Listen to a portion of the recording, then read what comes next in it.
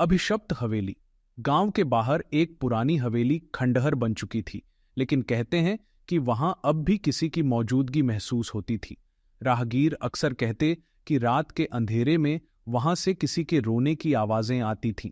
एक बार चार दोस्त हिम्मत जुटाकर हवेली के अंदर जाने का फैसला करते हैं। अंदर घुसते ही ठंडी हवा का झोंका उन्हें महसूस हुआ और अचानक दीवारों पर लगी पुरानी तस्वीरें हिलने लगीं।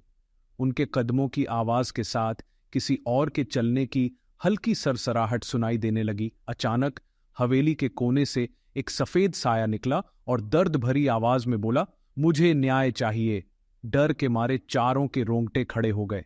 उन्होंने देखा कि वह साया धीरे धीरे एक पुरानी तस्वीर की ओर इशारा कर रहा था।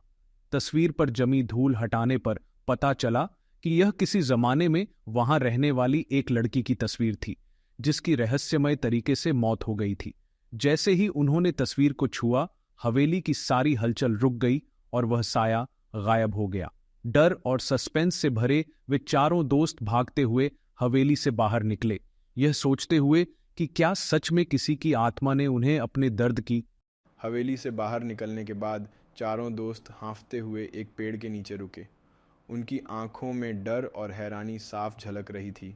उनमें से एक, अर्जुन, हिम्मत जुटाकर बोला, हमें इस लड़की की सच्चाई पता करनी होगी।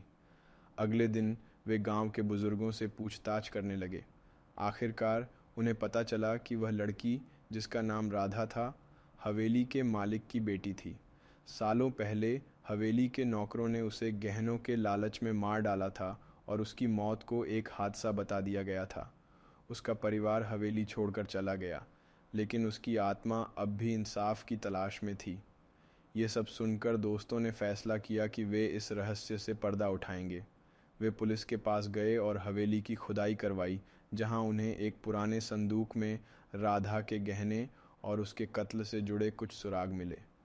जांच के बाद ये साबित हो गया कि हवेली के पुराने नौकर ही उसके हत्यारे थे। पुलिस ने दोषियों को सज़ा दिलाई और उसी रात हवेली में एक आखिरी बार वह सफ़ेद साया दिखा, लेकिन इस बार उसकी आंखों में शांति थी।